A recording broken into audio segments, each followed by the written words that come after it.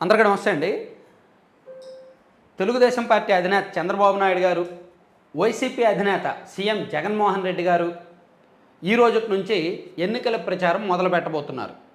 ఇడుపులపాయ నుంచి జగన్మోహన్ రెడ్డి గారు, చిత్తూరు జిల్లా పలమనేరు నుంచి చంద్రబాబు నాయుడు గారు మొదలు పెట్టబోతున్నారు. 30వ తేదీ నుంచి జనసేన పార్టీ అధినేత పవన్ కళ్యాణ్ గారు పిఠాపురం నుంచి మొదలు పెట్టబోతున్నారు. బాగానే ఉంది. అయితే జగన్మోహన్ రెడ్డి గారు ఏమి హామీలు ఇస్తారు, ఎటువంటి ఇస్తారనేది మళ్ళీ మాట్లాడదాం. ఎందుకంటే ఇప్పుడు వరకు ఏమీ కొత్తగా హామీలు ఇవ్వలేదు. వాళ్ళు ఆల్రెడీ ఆ నవరత్నాలనే మేము అమలు చేస్తాం 99%, 108%, 110%, 200% అని గింజుకు చేస్తున్నారు. అది వేరే విషయం. అయితే తెలుగుదేశం పార్టీకి ఆ క్యాడర్కి జోష్ వచ్చే హామీలు నిన్న చంద్రబాబు నాయుడు గారు ఇచ్చారు. నిజంగా టీడీపీ క్యాడర్కి మంచి జోష్ వచ్చే హామీలు. రాష్ట్రంలో యువత, నిరుద్యోగ యువత ఎక్కువగా ఎదురు చూస్తున్నది డిఎస్సి కోసం. యాక్చువల్లీ మెగా డిఎస్సి అనేది ఒక మంచి అద్భుతమైన పదార్థం. మెగా డిఎస్సి అంటే కనీసం 15,000 పోస్టులు భర్తీ చేయాలి. 15,000 ఉపాధ్యాయ పోస్టులు భర్తీ చేయడానికి ఉద్దేశించింది. సో ఇది 2019 ఎన్నికల సందర్భంలో జగన్మోహన్ రెడ్డి గారు ఇచ్చిన హామీ.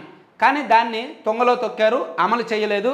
99% అమలు చేసామో, ఆ 1% అమలు చేయలేదు అన్నారు కదా. ఆ 1%లో ఇది ఉందో లేదో, ఆ 99%లో ఉందో, ఏదైనా వాళ్ళకు వాళ్ళే పరీక్ష రాసేది వాళ్ళే, మార్కులు వేసుకునేది వాళ్ళే, భజన చేసుకునేది వాళ్ళే, అవార్డులు ఇచ్చుకునేది వాళ్ళే. కాబట్టి ఆ నిజమేంటో పాపమో పుణ్యమో వాళ్ళకే తెలియాలి. అది పక్కన పెట్టేస్తే 6,100 పోస్టులు భర్తీ చేయడానికి ఎన్నికల నోటిఫికేషన్ ఇచ్చారు. ఎన్నికలకు ముందు కొంత రాజకీయ ప్రయోజనం ఆశించి ఎన్నికల్లో దెబ్బ అవ్వకుండా ఉండడానికి డిఎస్సి పోస్టులకు నోటిఫికేషన్ ఇచ్చారు. అది జరుగుద్దో లేదో ఏంటో తెలీదు. సో ఈలోగా చంద్రబాబు నాయుడు గారు నిన్న కుప్పంలో మెగా డిఎస్సి మీద తొలి సంతకం అని హామీ ఇచ్చారు. తొలి సంతకం అది ఖచ్చితంగా టీడీపీకి పాజిటివ్ సిగ్నల్స్ వచ్చేదే ఈ హామీ. అధికారంలోకి వచ్చిన వెంటనే మెగా డిఎస్సి మీదే తొలి సంతకం చేస్తాను, 60 రోజుల్లోగా పరీక్ష నిర్వహిస్తాము, 60 రోజుల్లోగా నియామకాలు పూర్తి చేస్తాము అని చెప్పారు. చాలా మంచి హామీ. ఖచ్చితంగా రాష్ట్రంలో దాదాపుగా 20 లక్షల మంది ఎదురు చూస్తున్నారు డిఎస్సి కోసం. 20 లక్షల మందికి పైగా ఎదురు చూస్తున్నారు. వాళ్ళందరి మీద కూడా ఈ ఎఫెక్ట్ ఉంటుంది. ఒకవేళ వైఎస్ఆర్ కాంగ్రెస్ పార్టీ కూడా మెగా తుపుక్కుమని వస్తారు. అంటే దీనికి ఎవరైనా ఫీల్ అయితే ఏమో అనుకోవద్దు, నాకైతే అది అనిపించింది. ఎందుకంటే ఆల్రెడీ 2019లో మనం ఇచ్చిన హామీయే కదా. 2019లో మెగా డిఎస్సి హామీ ఇచ్చాం, అది అమలు చేయలేదు. సో మళ్ళీ అదే హామీ ఇస్తే ఖచ్చితంగా అదే చేస్తారని నేనైతే అనుకుంటున్నా. లేదు అలా చెయ్యమన్నా కాదు, అలా మళ్ళీ జగన్మోహన్ రెడ్డి గారు చెప్తే మేము నమ్ముతాము, ఒకసారి చేయకపోయినా ఈసారి ఖచ్చితంగా మెగా డిఎస్సి ఇస్తారు మా జగన్మోహన్ రెడ్డి గారు అటువంటి వాళ్ళు అని అనుకున్నా ఓకే, నో ప్రాబ్లం. ఎవరి ఇష్టం వాళ్ళది, ఎవరి అభిప్రాయం వాళ్ళది. కానీ నాకు తెలిసి అయితే ఒకసారి మోసపోయిన వాళ్ళు మళ్ళీ మోసపోరు కదా.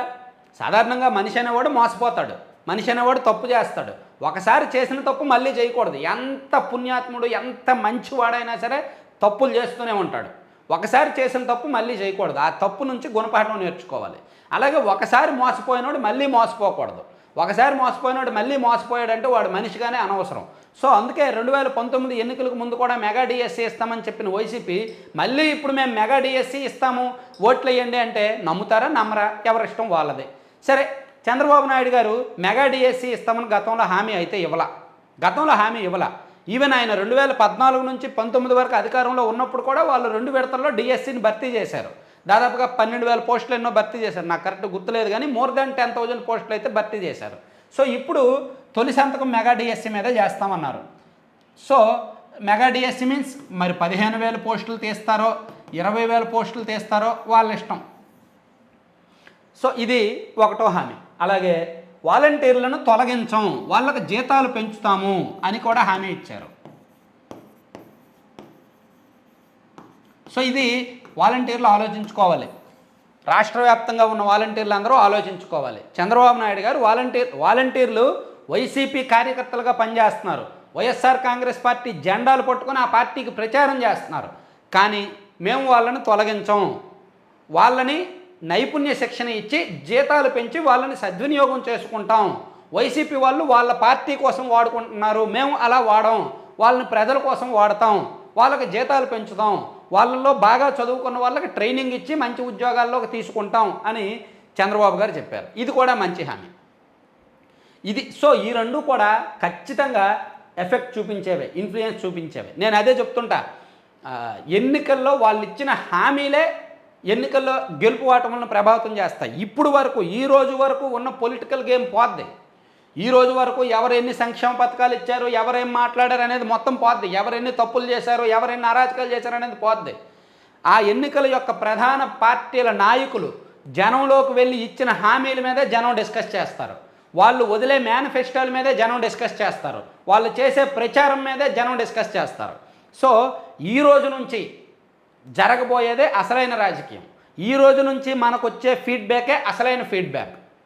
సో అందుకే చెప్తా, ఎన్నాళ్ళు వచ్చిన సర్వేలు వదిలేయండి. ఏమో ఇప్పుడు సర్వే మారుద్దిగా. ఇప్పుడు తొలి సంతకం మెగా డిఎస్సి మీద చేస్తాము అని చెప్పి చంద్రబాబు గారు అన్నారు. 20 లక్షల మంది డిఎస్సి కోసం ఎదురు చూస్తున్న వాళ్ళు 15 లక్షల మంది అయినా సరే నమ్ముతారుగా. సో అప్పుడు ఇన్నాళ్ళు వచ్చిన సర్వే మారుద్ది కదా. అలాగే వాలంటీర్లను జీతాలు పెంచుతామన్నారు. అంటే అందుకే నేను చెప్తుంటా, సర్వేలు అనేవి నాయకులు ప్రజల్లోకి వెళ్ళిన తర్వాత, మేనిఫెస్టోలు వదిలిన తర్వాత చేస్తేనే అసలైన రిజల్ట్ బయటకు వస్తుంది. సో ఇప్పటికీ నేను చెప్తున్నా, మనకి వాస్తవంగా ఏ పార్టీ అధికారంలోకి వస్తుంది అనేది తెలియాలంటే ఏప్రిల్ 25 తర్వాత ఒక వేవ్ వస్తుంది. ఏప్రిల్ 25 తర్వాత మనకి స్పష్టంగా తెలుస్తుంది రాష్ట్రంలో ప్రజలు ఏమనుకుంటున్నారు, ఏ పార్టీకి అధికారంలోకి వచ్చే అవకాశం ఉందని. ఈలోగా 10 రోజులకు ఒకసారి, వారం రోజులకు ఒకసారి వేవ్ మారుతూనే ఉంటుంది. ఒకసారి ఆ పార్టీకి వేవ్ ఉండొచ్చు, ఒకసారి ఈ పార్టీకి వేవ్ ఉండొచ్చు. ప్రస్తుతానికైతే వైసీపీ వైపు ఉంది. ప్రస్తుతానికైతే రాష్ట్రంలో వేవ్ వైసీపీ ఉంది. వైసీపీ అధికారంలోకి వచ్చే అవకాశం ఉందనే టాక్ ఉంది. కానీ చంద్రబాబు గారు ఈ హామీలు ఇవ్వడం, జనంలోకి వెళ్ళడం, పవన్ కళ్యాణ్ గారు జనంలోకి రావడం, ఇవంతా జరుగుతాయి కదా. అప్పుడు గేమ్ మారచ్చు. సో ఏప్రిల్ 25 తర్వాత మనకు అసలైన ఫీడ్బ్యాక్ వస్తుంది. అప్పుడు మనం చెప్దాం. ఈలోగా ఏ పార్టీ అధికారంలోకి వస్తుంది అనేది నేనైతే అంత క్లారిటీగా చెప్పలేను. చెప్పడం కూడా అనవసరం. అది జరగవచ్చు, జరగకపోవచ్చు. సో ఈ మెగా డిఎస్సి అనే హామీ ఎంత మేరకు ప్రభావితం చూపిస్తుందని మీరు అనుకుంటున్నారు? తెలుగుదేశం పార్టీకి ఈ మెగా డిఎస్సి హామీ కావచ్చు, వాలంటీర్లను కొనసాగించడం అయితే మాత్రం ఖచ్చితంగా ఇన్ఫ్లుయెన్స్ చూపిస్తుంది. ఎందుకంటే రాష్ట్ర వ్యాప్తంగా వైఎస్ఆర్ కాంగ్రెస్ పార్టీకే వాలంటీర్లలో దాదాపుగా 70% మంది వైసీపీ కార్యకర్తలుగానే ఉన్నారు. స్టిల్ ఒక 30% మంది మాత్రమే కాస్త న్యూట్రల్ అయ్యారు, ఆలోచించడం మొదలుపెట్టారు. సో ఆ మిగిలిన 70% మందిలో ఒక 25 to 30%లో మార్పు వచ్చిన చంద్రబాబు గారి ప్రయత్నం సక్సెస్ అయినట్టే. అప్పుడు టీడీపీకి కొంత ఊపు వచ్చినట్టే, వాలంటీర్లలో ఆలోచన మొదలైనట్టే. సో ఏం జరుగుతుందనేది చూద్దాం. మీ అభిప్రాయాన్ని కామెంట్ చేయండి. Thank you.